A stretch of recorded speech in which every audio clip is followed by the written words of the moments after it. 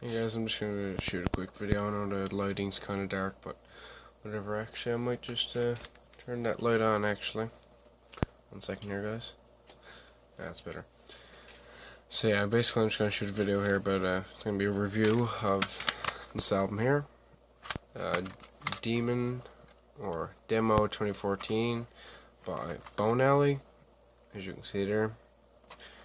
This is a black metal band from Newfoundland, Canada, playing in a raw style, similar to Dark Throne's 1993 to 1996 output, and basically any kind of raw black metal you can think of. So basically, this is a short EP. This is about 31 minutes long, and this is the CD press, and this is the tape press. As you can see, it's labeled there, and tape. I'll show you this, guys, real quick.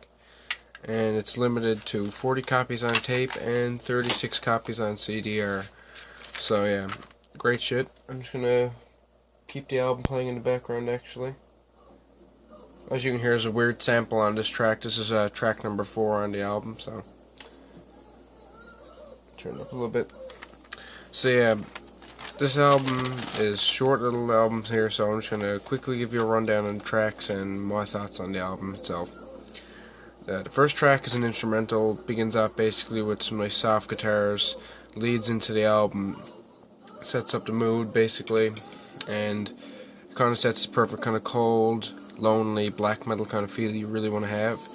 I find this is not extremely original, not extremely out of like the way of normal black metal recording and formula, but it's good to have there, and it sets the scene for when the second track. The first track was named Evoke, and the second track is named Drinking from Skulls, Your Sorrow and Ice.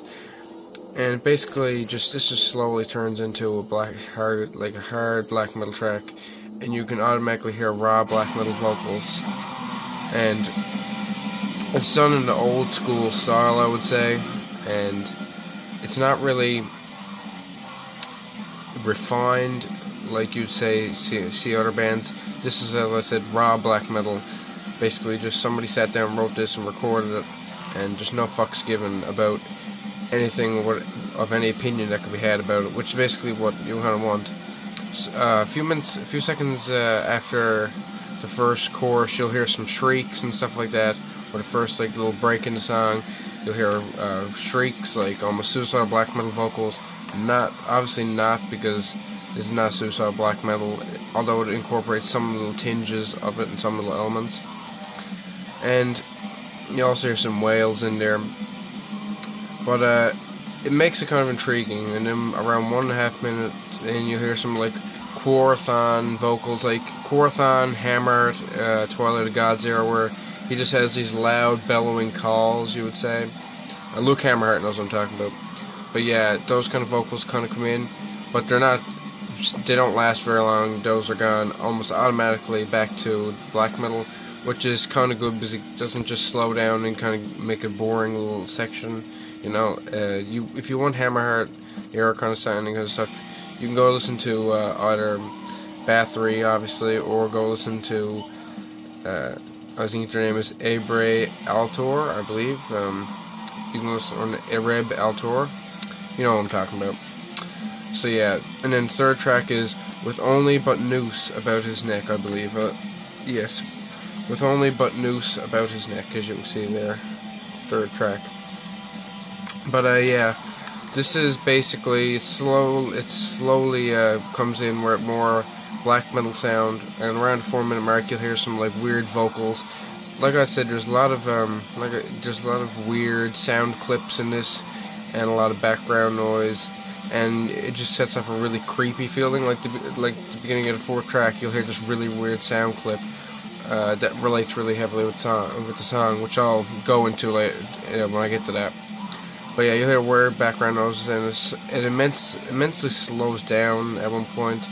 And it just ends off with a demented sound clip that leads directly into the 4th track. So yeah, basically a lot of sound clips in here, not really used you would say in like a death metal band or any kind of like slam death metal where you hear it like used heavily, where it's just over and over used again, trying to set a mood. It's more just used basically just to give you a scene, and like not used just to be a shock factor like a lot of bands use them. I don't know what it would, but a lot of bands do. And that is the fourth track, which uses the sound sample at the beginning, is Glorious Infertility, which is 4-track. It's 13 minutes long. Tracks on this album range from 2 minutes and 49 seconds to 2 7.5-minute tracks, then to a 13.5-minute long epic track.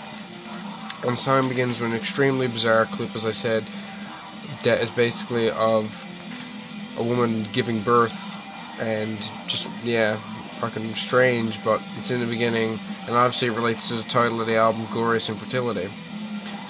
And then it basically goes into 13 minutes of pure black metal all the way through. And if, like I said, if you're a fan of Dark Throne, 1993, 1994 era shit, you'll like this no matter what. I think it just goes right up your alley.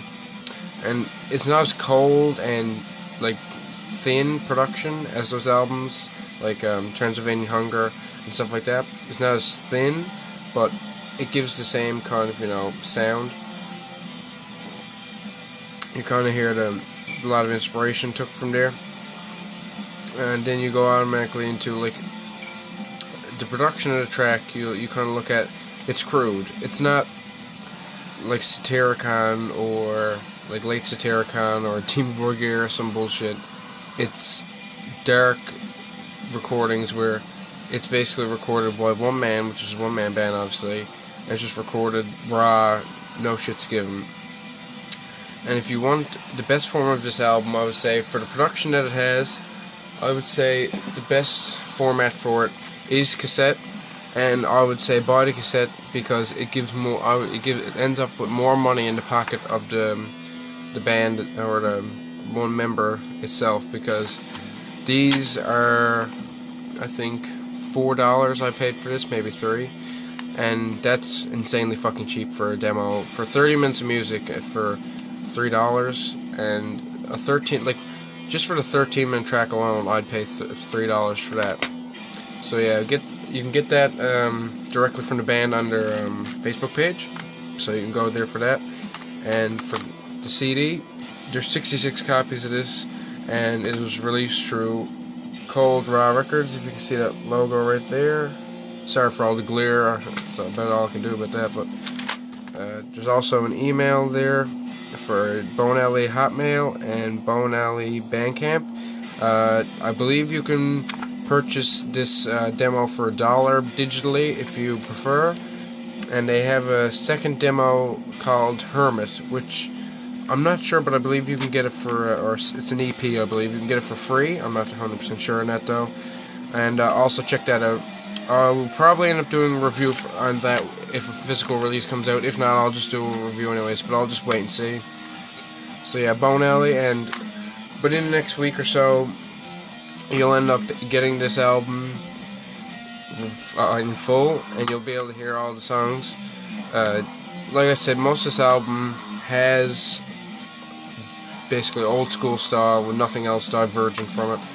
Although there is parts where there's like chants in the background and like just bellowed vocals that are clean, and also in the 4-track you'll have female vocals and low kind of chants in it, and kind of makes for that kind of eerie mood. So if you like raw black metal with a few other elements thrown in, then you'll love this shit. Check it out, Bone Alley from Newfoundland, Canada. And that's all I gotta say about this. If I'd rate this album, I'd give it a for the elements it has and for the listenability, I'd say I'd give it an 81 or an 82 out of 100 basically. So yeah, guys, this is my review of Bone Alley's demo 2014. Check it out. Talk to you guys later. Bye.